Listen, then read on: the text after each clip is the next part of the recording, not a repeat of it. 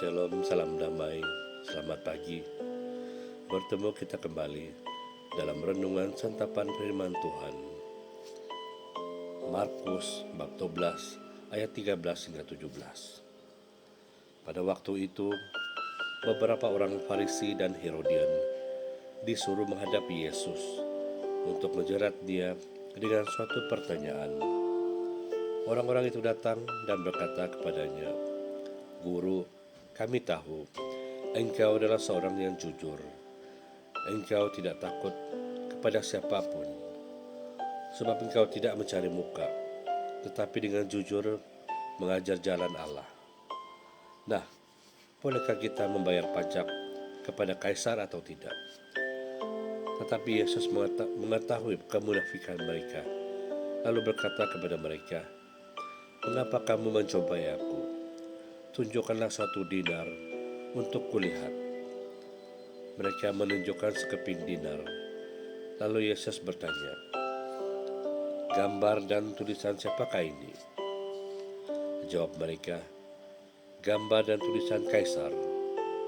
Maka kata Yesus kepada mereka, "Berikanlah kepada Kaisar apa yang menjadi hak Kaisar, dan kepada Allah apa yang menjadi hak Allah." Mereka sangat heran mendengar dia.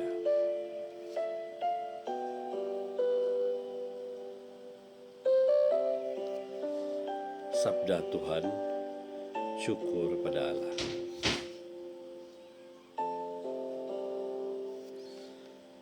Saudara dan saudari, Injil hari ini mengajak kita bahwa orang-orang Farisi datang kepada Yesus semata-mata untuk mengenakan Yesus dengan beberapa soalan. Orang Farisi percaya bahwa Allah lah raja mereka. Kalaupun harus membayar, Allah lah yang paling berhak menerimanya, dan bukan penjajah. Itulah yang dilakukan melalui persembahan persepuluhan. Kaum Herodian, para pendukung Herodes, berpaham sebaliknya. Menolak membayar pajak akan membuat kekuasaan Herodes berakhir. Kisah percakapan ini sesungguhnya tidak sekadar bicara soal pajak, dan Yesus berhasil menguraikan persoalan melalui komunikasi yang jujur, lugas, dan tegas.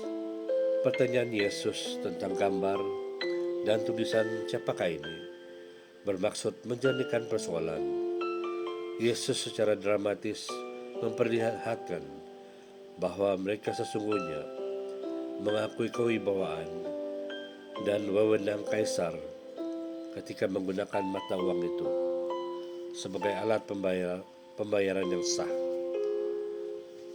Maklumat Yesus soal memberikan apa yang merupakan hak Kaisar kepada Kaisar dan memberikan apa yang merupakan hak Allah kepada Allah menegaskan bahwa sang penanya memiliki kewarganegaraan ganda, warga negara sekaligus warga kerajaan Allah. Pada titik ini, pengikut Kristus harus memandang pemerintah sebagai manusia yang diberi kesempatan oleh Allah untuk memegang kekuasaan negara. Orang Kristen tidak dibenarkan melawan pemerintah dan hukum secara membabi buta. Peraturan ini dibuat untuk ketertiban dan berguna untuk kemaslahatan masyarakat umum. Namun Yesus juga tidak mahu para pengikutnya terjebak ataupun terjerat ke dalam ketaatan buta terhadap pemerintah. Keberadaan Kaisar sesungguhnya lebih rendah ketimbang Allah. Artinya, ketika Kaisar melakukan penyimpangan, umat Allah wajib menentangnya, dan itu akan berpengaruh positif. Dan jika hanya setiap Kristen telah memenuhi kewajibannya selaku warga negara salah satunya dengan membayar pajak.